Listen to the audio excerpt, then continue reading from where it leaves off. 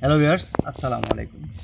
আশা করি সবাই ভালো আছেন, সুস্থ আছেন। আল্লাহ তাআলার অশেষ রহমতে আপনাদের ভালোবাসায় আমিও ভালো আছি, আলহামদুলিল্লাহ। তবে আজকে আমাকে একজন ফোন করছিল এবং বলছে যে আকাশ ভাই, ভিতরে খারাপ থেকে উপরে আলহামদুলিল্লাহ ভালো আছি, এটা বলে লাভ নেই। না, লাভ আছে, কারণ আপনি তো খারাপকে আলহামদুলিল্লাহ ভালো আছি বলে কি আর সরানো যাচ্ছে না। তবে হ্যাঁ ভিউয়ার্স, সত্যিই আমি মুখে যতই বলি ভালো আছি, আমি ভালো নাই। আর সেটা কিন্তু আপনারা জানেন। তো দাদা হুজুরের সাথে 2 দিন যাবৎ বসছিলাম, বসার কারণে অনেক কথা বলছে, অনেক রকম হয়েছে, কোনো রকম রাস্তা বের হইতে পারে নাই। কারণ রাস্তা বের হওয়ার উপায়টাই তো হচ্ছে অর্থ। তো ভিউয়ার্স, আশা করি খুব শীঘ্রই আমার সমস্যার সমাধান দিব। এখন অসুস্থ অবস্থায় যদি আপনাদের সামনে না হাজির হই বা না উপস্থিত হই, সেই ক্ষেত্রে আপনারা মনে করেন যে আকাশ ভাই নাই, হারিয়ে গেছে। আসলে ভিউয়ার্স, আমি কিন্তু বরাবরই একটা কথা বলি যে যদি আমার কোনো কাজ না থাকে, আমার শুধু কাজই যদি এই একটা কাজ থাকে যে আমি শুধু ইউটিউবে কাজ করি, তাহলে তো সেই ব্যক্তি নিয়মিতই কাজ করতে পারবে বা নিয়মিতই আপনাদের ইউটিউব প্ল্যাটফর্মে থাকতে পারবে। ভিউয়ার্স, আমার তো সেরকম কোনো উপায় থাকে না। মাঝে মধ্যে দূর দূরান্তে যাইতে হয়, যদি সমস্যায় বাধা হয়ে যায় ওই জায়গায় থাকতে হয়, আসতে পারি না। সেক্ষেত্রে ভিডিওতে কিন্তু আমি আসতে পারবো না। আর এদিকে যে আমাদের যে টিম মেম্বাররা আছে তাদের যে আমি ইনভেস্টিগেশনে পাঠাবো, সেক্ষেত্রে কিন্তু বিপদের আশঙ্কা থেকে যায়। আপনারা দেখছেন অনেক জায়গায় পাঠাই বিপদ হয়ে যায়। তো চিন্তা করলাম যে এরকম বিপদ হইতে হইতে যদি একটা মহামারী বা একটা মারাত্মক একটা ঘটনা ঘটে যায়, সেক্ষেত্রে দায়ী থাকবে কে? তো ভিউয়ার্স, এর জন্য আর কি মূলত ভিডিওতে আসা হয় না ওইভাবে। মাঝে মধ্যে না দেখবেন নাই হয়ে গেছি, তো তখন আসলে মানুষের সমস্যা দেখার জন্য যাই।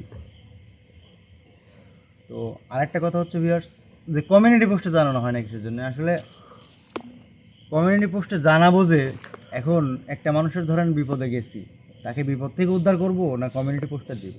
কাজটা শেষ হইতে হইতে 12টা 1টা 2টা বাজবে। রাত 2টার সময় যদি কমিউনিটি পোস্ট দিই, আর আমাদের ভিডিও যায় সর্বনিম্ন 10টার থেকে 11টা কি 12টার মধ্যে, রাত 1টা 2টার সময় যদি আপনি কমিউনিটি পোস্ট দিয়ে যে আজকে আমরা ভিডিওতে আসতে পারবো না, তাহলে ভিউয়ার্স আপনারা কী মনে করবেন? দেওয়ার থেকে না দেওয়াই ভালো, নাকি বলবে? আমরা প্রতিদিন খাবার খাই হচ্ছে 10টার দিকে, সেই খাবারটা যদি তৈরি হয় রাত 12টার দিকে, তাহলে কি লাভ হইল?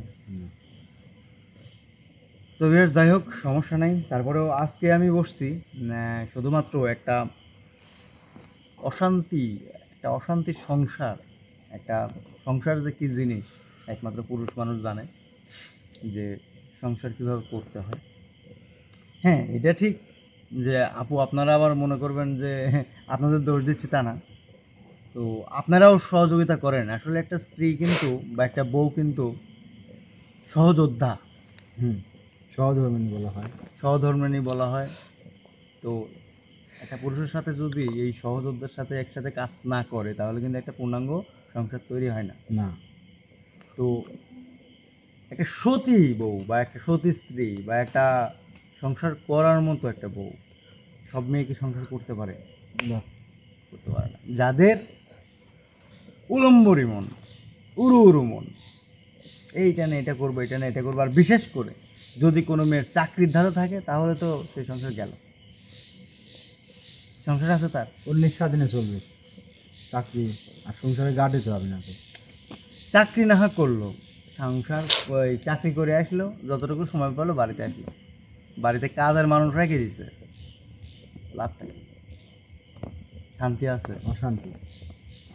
পুরুষ কামাই করে আনবে, আর বউ বাড়িতে থেকে বা পুরো বাড়ি সুন্দর করে মনের মতো করে তাদের সাজাবে সাজাবে। পুরুষের কথা মতো কিন্তু সংসার সাজায় না, একটা ঘর গোছায় না। মেয়ের কথা। আপনি একটা ঘরে আলনা রাখবেন কোন জায়গায়, ড্রেসিং টেবিল কোন জায়গায় রাখবেন, এগুলো কিন্তু সব বইয়ের কাম। স্ত্রী বলি দেয়। আপনি কি কয় যে আপনি ভাবেন করতে হবেন না, ওরাই সেটিং করে ফেলা। আপনি এইটুকু চিন্তা করতে পারেন যে একটা বাড়ি করব আমি, সেই বাড়ির ডিজাইনটুকু আপনি করে দিতে পারেন, যেই মডেলে করবো। এই মডেলে করব বা এরকম স্বপ্ন এটা ওরা আছে। মাথায় আনবে না, কারণ বড় কাজ, বুঝছেন? অর্থেরও ব্যাপার। ভাই, একটা সংসারে কিন্তু যে সাজানো গোছানো বিষয় আর রান্নার যে বিষয়গুলো, এটাও কিন্তু বড় কাজ। রান্না বিশাল ব্যাপার ভাই। একটা জিনিস চিন্তা করে দেখেন যে প্রতিদিন তাদের চিন্তা যে সকালবেলা ঘুম থেকে উঠবে, নামাজ কালাম পড়বে, তারপরে হাঁড়ি পাতিল নিয়ে ঢুকঢুক শুরু, রান্না করতে হবে। ঘন্টার পর ঘন্টা সবজি কাটি এত সুন্দর করে রান্না বান্না করা শেষ, আমরা যাই 5 মিনিটের মধ্যে খাওয়া দেয় নাই, আমার মতো কাজ। এটাই নিয়ম। আবার দুপুরে কিন্তু ঠিকই রান্না করতে যাইতে হয়, আবার সেই রাত্রেও কিন্তু রান্না করতে যাইতে হয়। তো বিশাল ধৈর্য। ধৈর্যের ব্যাপার তো, আসলে এটা সবাই পালন করতে পারে না, আবার পালন করতে পারেও। আবার কিছু কিছু মানে দুষ্ট পোলাপাইন আছে যারা এই সহযোদ্ধাকে বাধা সৃষ্টি করে, যার কারণে সংসারে অশান্তি বা সংসার নষ্ট হয়। প্রিভিয়াস এরকমই একটা ভাঙা সংসার আমার কাছে খবর আসে, তো সমাধান দেওয়ার চেষ্টা করতেছি ইনশাল্লাহ। আপনারা অবশ্যই সেই পরিবারের জন্য দোয়া করবেন যেন তারা আবার সেই আগের মতো সুন্দর সাজানো একটা গোছানো সংসার তৈরি করতে পারে, যেটা ভেঙে গেছে। স্বামীর কথা অনুযায়ী যে যা হয়েছে হয়েছে, আমি আমার বউকে কখনোই খারাপ কিছু বলবো না। এদিক থেকে আমারও কিছু কথা আছে, সেটা হচ্ছে যে আনার পরে বা আসার পরে আবার যে ফিরে আসবে সে, তাকে কখনো প্রশ্ন করা যাবে না যে তুমি কেন গেছিলে, তোমার সাথে এই হয়েছে। আসলে বিষয়টা কিন্তু একটা থাকে, একটা মনে কষ্ট লাগা থাকে। আমি কী বিষয়ে বলতে চাচ্ছি অবশ্যই আপনারা বিরাটটা বুঝতে পারবেন এবং বড় ভাইটা বুঝতে পারবেন। ওই বিষয়ে কোনো প্রশ্নই করা যাবে না, যেহেতু আপনি মন থেকে ভালোবাসেন এবং ফিরে যাচ্ছেন। আনার পরে যদি কষ্ট পান যে তুমি অমুক ছেলের কাছে গিয়েছিলে, তখন কি আর ওই শান্তিটা থাকলো আসার পরেও? না। সেই বউ কিন্তু তাকে আবার আগের মতোই ভালোবাসবে, আগের থেকে বেশি ভালোবাসবে, কিন্তু ওই যে স্বামীর মনে একটা দাগ কাটি খুঁতানি দাগ কাটি দেয়। দাগ কাটিয়ে দেওয়া। এই দাগ কাটানো যদি থাকে, যদি আমি বলি যে তাহলে নিয়ে আসার দরকার নেই, এখনো সময় আছে, আপনি আমাকে ফোন দিয়ে নিশ্চিত করে দিতে পারেন, প্রয়োজন নেই। আইনি শান্তি হবে না তো। তো যাই হোক, সে অনেকভাবে স্বীকারোক্তি দিচ্ছে যে সে কিছু বলবে না, অপরন্ত ভালোবাসে তো, সে দূরে আছে। তো ভিউয়ার্স, এইসব কাজগুলো আপনি কখনো আমাকে দেখেননি, কিন্তু এই অসুস্থ মানে শরীরে অসুস্থ অবস্থায় মানে কোথায় যাওয়ার সাহসটুকু নাই যে ওখানে গিয়ে আমি অসুস্থ হয়ে পড়ে যেতে পারি। তাই আমি বাড়ির কাজটা শুধুমাত্র বাড়ির নিচে আপনাদের দেখাবো বলে এই জায়গায় নিয়ে আসছি। তো অবশ্যই সেই পরিবারের জন্য দোয়া করবেন আপনারা সবাই, যেন সব কিছু সুস্থ হলে সব কিছু ঠিক হয়ে যায়। আর এইসব কাজের দায়িত্ব যে জিনদেরকে দেওয়া হয়, সেটা হচ্ছে এদের আলাদা একটা জিন থাকে, সেটা হচ্ছে সাধক জিন আছে, তারপরে কারেন্ট জিনদেরও দায়িত্ব দেওয়া হয়, কারণ এটা তো মানুষেরই জিন। তো এদের মধ্যে কাউকে আমি হয়তো ডেকে নিব ইনশাল্লাহ। সুরজ ভাই, আপনি প্রস্তুত? আউযু বিল্লাহি মিনাশ শাইতানির রাজিম, বিসমিল্লাহির রহমানির রহিম।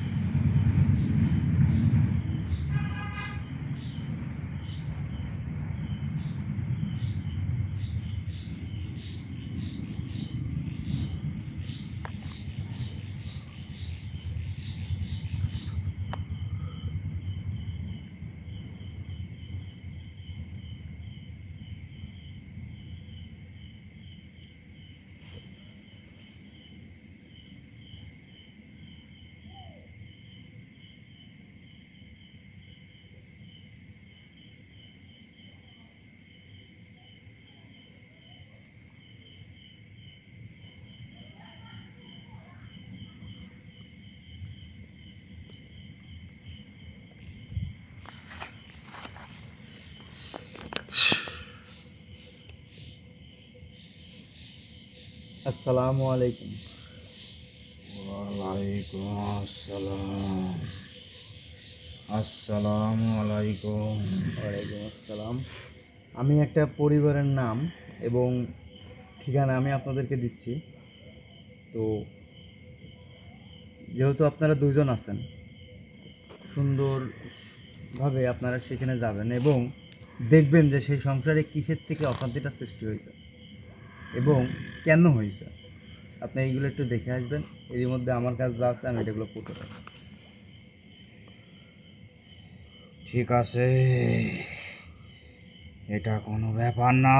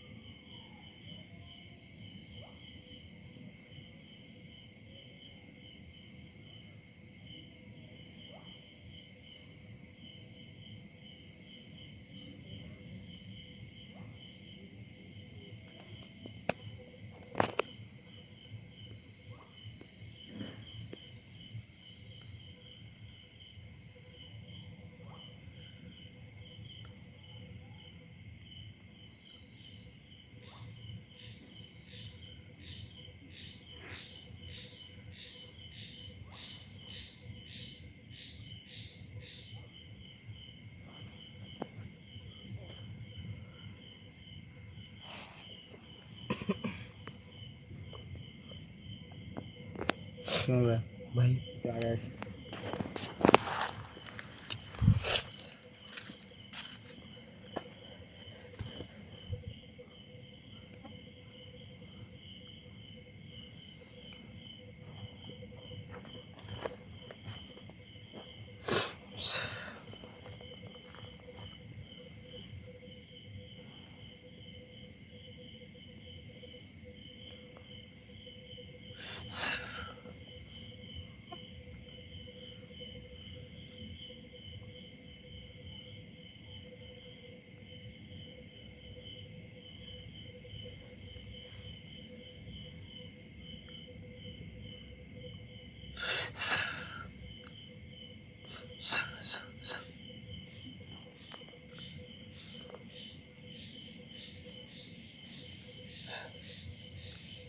ভিউয়ার্স, আমি যে আমলটা করতেছি এটা 10,000 বার পাঠ করতে হয়। এটা আমি বাড়ি থেকে কমপ্লিট করে আসছি। কারণ এখানে বসে যখন আমি 10,000 বার কমপ্লিট করতে যাব তখন দেখা যাচ্ছে 2-3 ঘন্টা সময় লাগতে পারে। তো এই 2 ঘন্টা যদি আপনাদের মাঝে ভিডিও ধরি বসে থাকা শুধু, সেটা আপনাদের সময় নষ্ট হবে এবং আমারও কষ্ট হবে। কারণ প্রত্যেকটা সময়ের মূল্য আছে, দাম আছে। ভিউয়ার্স, আমি বলি কি যে আসলে আপনাদের দোয়াই একমাত্র এই আসনের কাজটা সম্পূর্ণ করতে পারে। তার কারণ যে মানুষটা আছে সেই মানুষটা খুবই মানে খুব খারাপ অবস্থায় আছে।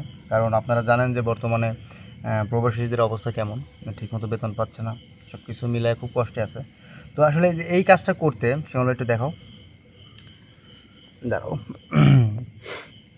এই কাজটা করতে এখানে লেখা আছে, আপনারা দেখেন ভালো করে দেখো। জন্ম নেয় এতে শত্রু ও ভয় পলায়ন করে। ইনি হলুদ রং পছন্দ করেন এবং এনার সিদ্ধির জন্য গন্ডারের চৌকিতে বসে পূর্ব দিকে মুখ করে আসনে বসলে সিদ্ধ ভালো হয়। কিসেতে বসলে ভাই দেখা যাচ্ছে? জি ভাই। তো গন্ডারের চৌকি, মানে গন্ডারের চৌকি বলতে কি পুরো একটা গন্ডারের চামড়া, কিন্তু চামড়ার পুরো আমাকে বসে পূর্ব দিকে হয়ে কাজ করতে হবে। তো সেই ক্ষেত্রে কিন্তু সেই ব্যক্তি গন্ডারের চামড়া কেনার মতো সামর্থ্য দিতে পারে নাই। তো আমি শুধু সাধারণ মাটিতে বসে ইনশাল্লাহ এইটা কাজটা সম্পূর্ণ করতেছি একমাত্র আল্লাহ তাআলার অশেষ রহমত এবং আপনাদের দোয়া ছাড়া এই কাজটা সম্পূর্ণ হওয়া অসম্পূর্ণ। আপনারা অবশ্যই সেই পরিবারের জন্য দোয়া করবেন। যাও ভাই, ওখানে যায় বসো।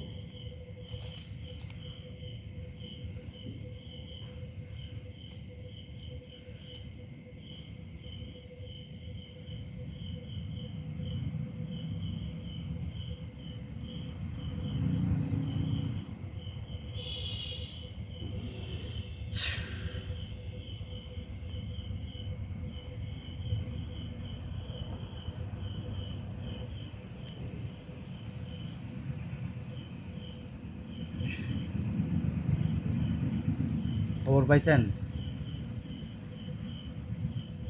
খবর আমি সব নিয়েছি। বলেন।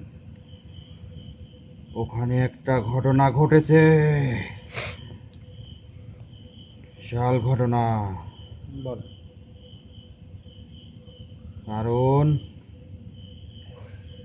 সব প্রাণেরই ক্ষুধা আছে, দেহের ক্ষুধা আছে। হুম। সব ঘুরাই ফিরাইয়া বলতে গেলে অনেক সময়, কিন্তু আমি যেটা বলতে চাই সেই সমস্যা হলো আপনা আপনি সৃষ্টি করেছে নিজেরাই।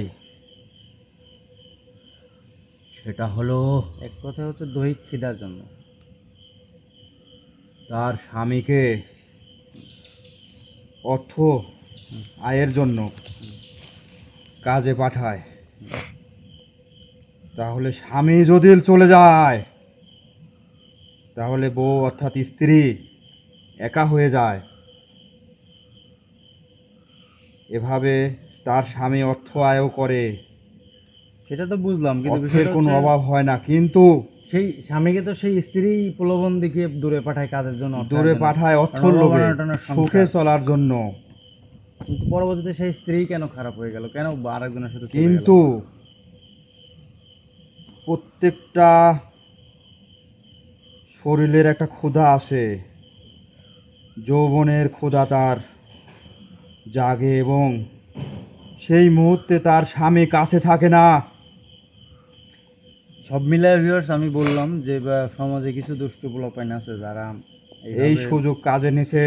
ওই মানে আর কি এই সময়টুকু কাজে লাগায়া, কিছু দুষ্ট প্রকৃতির সমাজের মানুষ আছে তারা সময় কাজটুকু লাগায়া দুর্বলতার সুযোগ নিয়ে এই কাজগুলো করে। তো স্বামী আসলেই বউকে খুব ভালোবাসে, যার কারণে প্রত্যেকটা টাকা পয়সা সবই কিন্তু তার বউকে দেয়। বইয়ের অ্যাকাউন্টে জমা করছে, এখন এই টাকাগুলো আত্মসাৎ করার জন্য হোক আর তার শরীরের বউ আসলে viewers, যারা এই কাজগুলো করে অন্যের বউকে, তাদেরকে এক কথায় তারা শারীরিক কোনো চাহিদার জন্য যায় না, তারা একমাত্রই শুধু টাকার একটা অ্যামাউন্ট হাতায় নেওয়ার জন্য এই কাজগুলো করে। তো আপনার কাজ, আপনারা দুইজনের কাজ, আপনারা দুজনের ডাকছে শুধুমাত্র এর জন্যই যে আপনি যাবেন সেই স্ত্রীর কাছে, মহিলার কাছে, এবং আর আপনার আরেকজনকে যে সাথে আছে সহপাঠী, তাকে পাঠিয়ে দিবেন সেই ছেলের শরীরের মধ্যে ঢুকে যাবেন। ঠিক আছে আপনাকে কিন্তু ঢুকতে বলি নাই, না, আমার সহপাঠী পাঠাবো। আপনার দায়িত্ব আমি কিন্তু দিয়ে দিছি মন্ত্র করা। তো আপনার কাজ, দায়িত্ব আপনি সুন্দরভাবে সঠিকভাবে পালন করবেন, কিন্তু আপনার সহপাঠীকে সেই যে পুরুষটা নিয়ে গেছে সেই পুরুষের শরীরের মধ্যে ঢুকে যাবেন। ঢুকে গিয়ে ওকে যে কোনোভাবে নিয়ে আসবেন। ঠিক আছে, আমি তাহলে যাচ্ছি। আমি চাই আল্লাহ তাআলার রহমতে তাদের সংসার সেই আগের মতো পূর্ণতা পাক।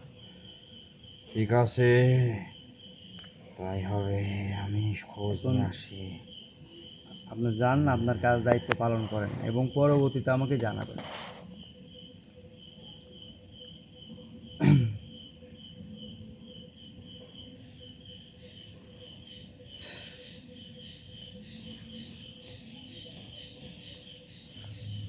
তো ভিউয়ার্স, আপনারা যতটুকু কাজ দেখলেন এতটুকু কাজ কিন্তু আমি তো আগেই বললাম যে আমাকে 7 দিন 7টা রাত এইভাবে কাজ করতে হয়। তো 7 দিন কিন্তু এইভাবে হাজির করে কাজ করতে হয় না। আজকে 7 দিনের শেষ দিন, সপ্তম দিনে এই কাজটুকু করতে হয়। তো এইরকম ভিডিও আমার কাছ থেকে দেখেন নাই, কারণ এগুলো আমি পার্সোনাল কাজে কাজ করছি।